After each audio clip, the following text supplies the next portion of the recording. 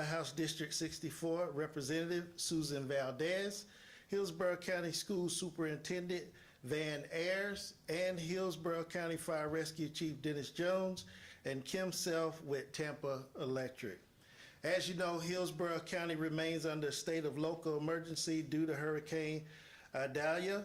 At this time, we have issued a mandatory evacuation order for Zone A, which includes homes in flood-prone areas and all mobile and manufactured homes across the county. While Adalia is currently forecast to make landfall in the Big Bend area to the north, this storm brings some unique and dangerous threats to Hillsborough County. The storm surge threat to our region from this storm is high. We are expecting the surge up to 7 feet and record flooding potential on the Alfaya River. Residents must understand this. The storm surge may be delayed through Wednesday. While it may look nice outside, when the rain ends, the threat has not passed. Do not go near the water until emergency managers issue the all clear. Please stay away from the water through Wednesday. I cannot stress enough the importance of being prepared, heeding our warnings. We are all together in this. Be prepared, stay safe, and thank you for your time. I now invite the County Administrator, Bonnie Wise, to say a few words. Thank you. Thank you, Director Dudley. I'm Bonnie Wise, Hillsborough County Administrator. And as Tim said, we are continuing to closely monitor Hurricane Idalia.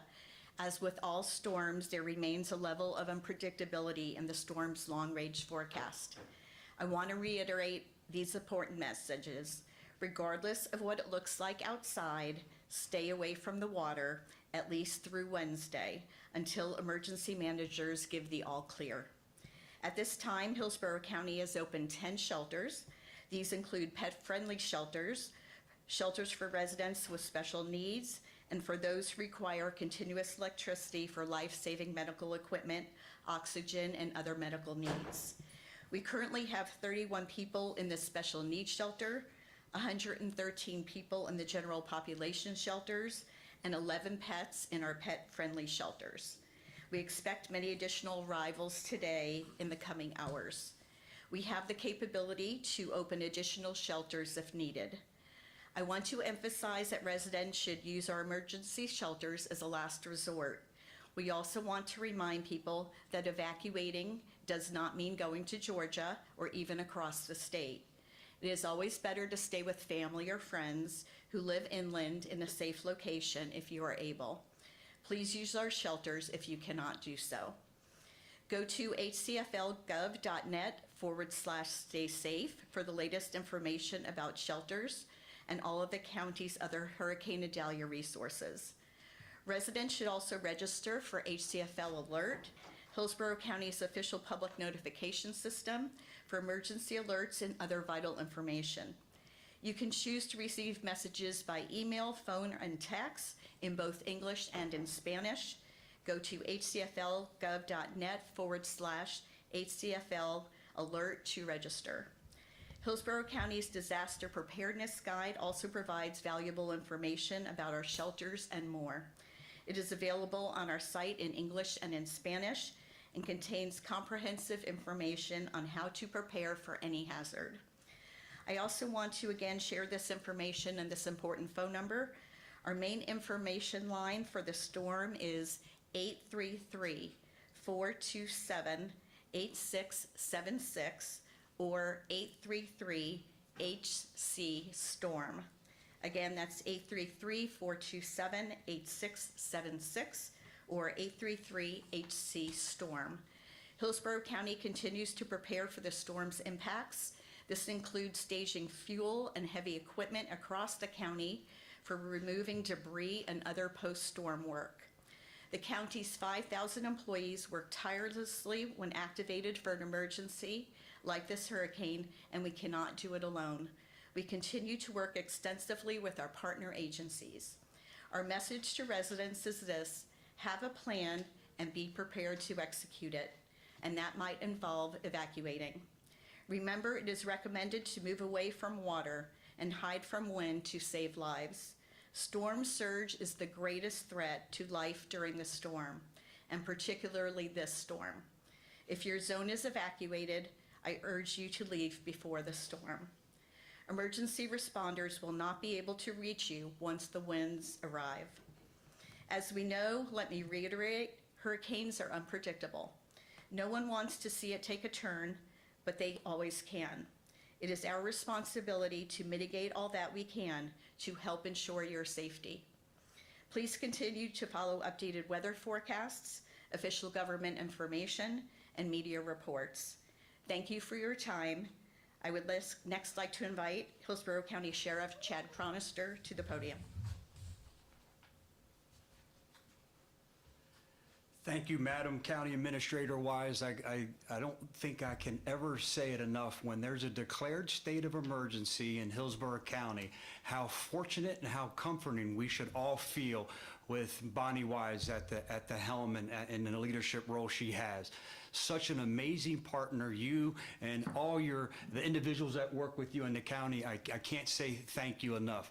Along with all the individuals behind me and the departments that they represent, it's being able to work with leaders like this that provide the resources, whatever this community needs during a storm. Thank you to each and every one of you. And finally, I'd be remiss if I didn't thank our Attorney General. I know her phone hasn't stopped and she probably hasn't slept in a few days. We worry about one county. She has to make sure that she's providing resources to all 67. And I tell her all the time that she calls me too much, wanting to know what our Tampa Bay community needs. She's in constant contact with me, wanting to know, what do you need? How can I help? Whether it's public service announcements, whether it's price gouging, when people are down in their luck and people trying to take advantage of another human being, which is absolutely the worst when you talk about someone taking advantage of somebody at their greatest time of need. Thank you, Madam Attorney General. Thanks for making the Tampa Bay community always feel so special. What is the Sheriff's Office doing right now? We're still working on evacuations. We're in those areas that we've asked to evacuate, that Zone A, those coastal areas that are going to be affected by this storm. We're out there asking people to leave, asking to keep your family safe and go somewhere else, because it's my biggest fear. It's the worst feeling in the world when overnight tonight these conditions get so unsavory that even law enforcement and fire rescue, who will go out and face the most dangerous situations, we can't unnecessarily place their lives in harm because you decided to stay, and now the storm surge has come. Now that wind and rain has come and you're in a position where the power went out and you're power dependent, and we asked you to take you or your loved ones to a shelter, and you decided to stay and shelter in place, which is your right, but realize it comes with tremendous risk. Again, there's no greater sinking feeling for you or us when you make that phone call, you call 911, and help's not coming. Please don't put you, your loved ones, or us in that situation. If you live in flood-prone areas, this storm's not going to be unlike any other. There's going to be some flooding, and it's going to be worse. We have a king tide. We have 4 to 6 inches of rain in a short amount of time that's trying to get out, and a king tide and 4 to 7 feet storm surge, and that could change in a moment's notice with this uncertain storm, water trying to get in. It's not going to present itself for any type of desirable conditions. Yes, the sun's going to come out tomorrow, and we're all going to think we're out of the woods. Let's get back to life. Let's get back to some type of normalcy. The conditions are going to be dangerous. Our deputies are going to be out there working with the county, closing a lot of roads. This isn't the time to be a risk taker. I think I can drive through it. I think I can make it down a road. I assure you, again, you don't want to be that person that you damage your car, or worse yet, you put your family at risk, because it only takes a few inches for that car to start having a mind of its own and traveling somewhere else. Please, also, I have to tell you about the health risk, how that water is dirty. This isn't a playground for our children who are off school.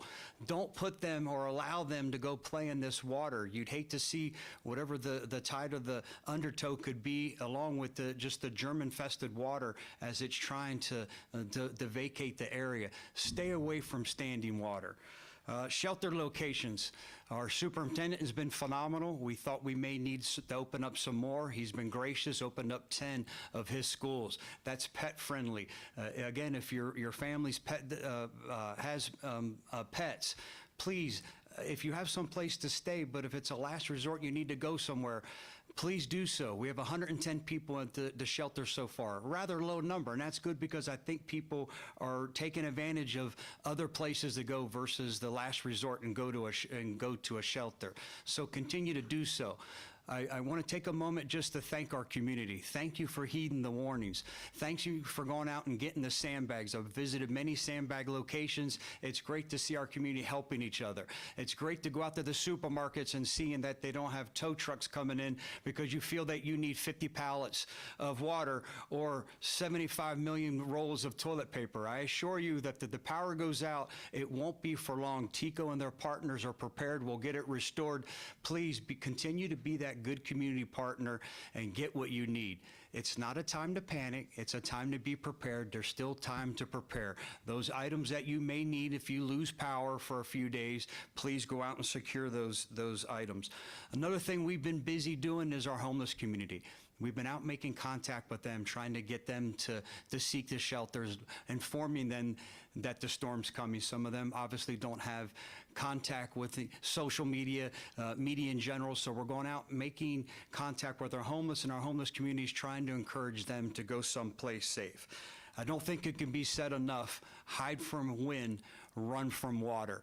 The thing that we saw and that we've learned from Fort Myers that people were okay with the wind and the rain is the storm surge that end up taking their lives. Keep you and your family safe. I'd also like to talk about 911. If there's a 911 emergency that you need to call, please, I encourage everybody to call 911. But if it's not an emergency, but you have a storm-related question, and there are a lot of questions, please don't hesitate to pick up the phone and call. But allow me just a moment to provide a better number for you to call so we're not tying up the emergency line for those individuals that truly need our help instantly. 1-833-427-8676. That's the Hillsborough County Citizens Action Line. Take advantage of that. We'll put that out on all our social media avenues. If it's not an emergency, please take advantage and make contact on that number so we can keep our 911 operators free. We'll bring in this evening our day shift for tomorrow. Will come in. They'll spend the night with us throughout the county. So we will be prepared. We are ready. I'm asking that you do the same for you and your loved ones. Thank you. Thank you, Sheriff. I think what the message you're hearing repeated over and over is regardless of where the eye of this storm hits along Florida's west coast, is this will be a major event. Whether that is directly surrounding where the storm hits or a related surge and storm affects, Florida has over 40 counties that are currently under a state of emergency. And time is running out to prepare and evacuate. And so as someone who witnessed firsthand the devastation, not just from where the eye hit, but from all of the surrounding areas that were affected from a very high storm surge, please heed the warnings of those behind me. What was most alarming was that there was a cutoff point where law enforcement and other first responders, fire rescue cannot get to you. When the storm is hitting, their lives are in danger as well. And so, as I have spoken to emergency operation managers and sheriffs from around our state, and all feel very good and prepared, and they are so complimentary of the Floridians and public service members that are working around the clock to prepare. I'm confident they're prepared, but we need you to do your part. We need you to prepare now. That is the only way we will weather this storm, is if we are all paying attention, heeding the warnings, and taking appropriate action. I am proud to say, as someone who monitors price gouging and contacts with our office about Floridians that might be looking at an emergency as a way to make a profit, we are having very little contacts regarding price gouging, and that means a lot. And what it says about Florida sticking together and trying to prop everyone up instead of using an emergency. But I will say, as you heed evacuation warnings, as you're leaving your home if you are in a surge area or in a flood zone, be mindful of hotels and gas for extraordinary price increases. You can report those to our office by the price gouging hotline or by our No Scam app. We can follow up on that. We will handle that. You can let us know that information, but those investigations are going to take a backseat right now to your safety. So we need you to be prepared, pay attention. We will weather this storm if that is the case.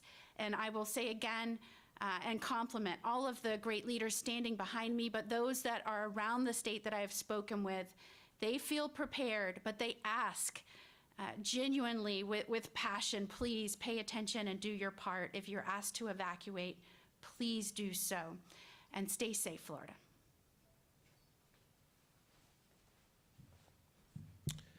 Thank you. We'll now open it up for questions. So there's roughly 200 people or so in shelters right now. How much space do you have? For what we currently have set up, we're prepared to initially receive around about 20,000, but we have the capability to scale up.